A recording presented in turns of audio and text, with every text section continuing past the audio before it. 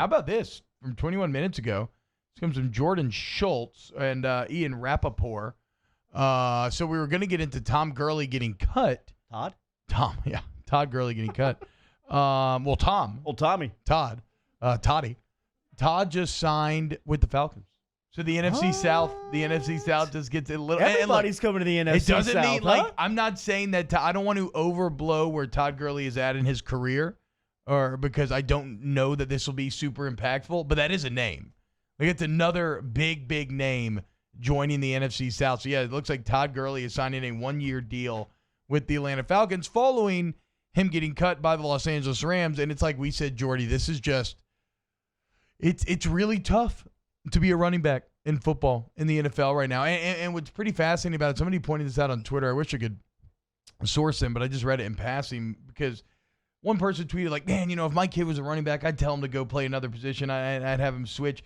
But then as the responder pointed out, it's like, well, the problem is running back has way different values at the different levels of football, right? A dominant running back in high school can carry you to a state championship. You can have nothing but that running back, and he can carry you to state. A dominant running back in college can do a lot for you. Yeah. Maybe not carry you to a natty, but it can do a lot for you. It can get you damn close.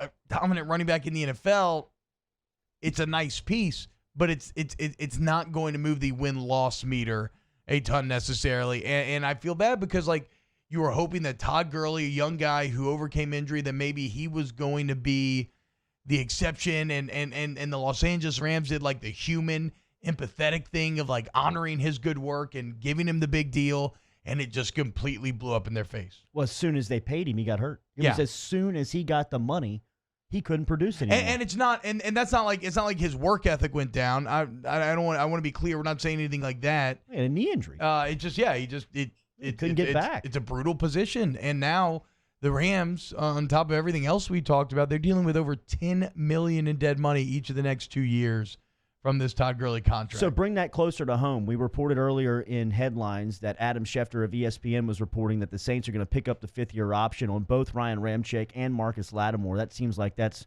a pretty easy decision. But another guy that's coming up to the table is Alvin Kamara. And and he doesn't have a fifth-year option. He does not have a fifth-year option, so he's going into the final year of his deal.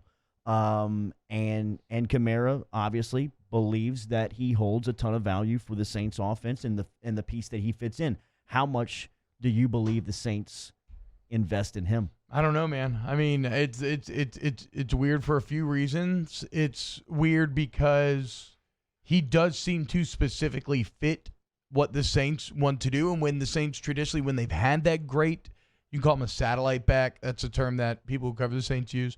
When they had Darren Sproles, the offense was prolific, right? It was huge, and then Pierre Thomas. But when they haven't had that guy, it's still been very explosive, still been very effective, but it hasn't quite reached the heights that it does when they have that type of player. So Alvin Kamara checks that box. But then that said, he had such a good first year, and he burst on the team first year, and then he has a bit of a down year last year. So now that kind of caused you to question his value a little bit. You look around the league, how the Gurley contract went, how other running backs are being paid. The fact that the Titans just commit over $60 million to Tannehill, but then franchise tag Derrick Henry. The Saints have some tough decisions to make. Now, it should be pointed out that a lot of these same conversations are being had about Michael Thomas, right? Where what's the value in the modern day theory of NFL roster building? Like, what's the value in paying a wide receiver? And look at how that worked out. And that was something I was thinking about yesterday. Like, that needs to – you cannot overstate how impressive what Michael Thomas did last season was. The fact that this guy got the record-breaking contract, an unprecedented contract for a wide receiver, and then went on to do unprecedented things, that speaks to self-drive. That speaks to motivations greater than just pure monetary reasons. That speaks to a competitive drive that makes you one of the all-time greats. Well, was it the first tweet that he sent out after he inked the 5-year, $100 million deal was that he's going to sign another one in New Orleans? Like I didn't know that, yeah. He wants to get to the table again with New Orleans. And it's fun to say that stuff, but then to go out and produce like he did after you have the cash in hand, I agree with you, man. I think that you never see it is in one sports. Of the most difficult things to do in sports is to produce after you get the big money. Yeah, that's why. I mean, normally the NFL, how this works is you get the big contract, And then fans are suddenly not as happy with you because they're expecting so much more. And then you get cut like 2 years in because that's how the deal was made. And it is what it is, and the team's kind of off the hook. Not at all the case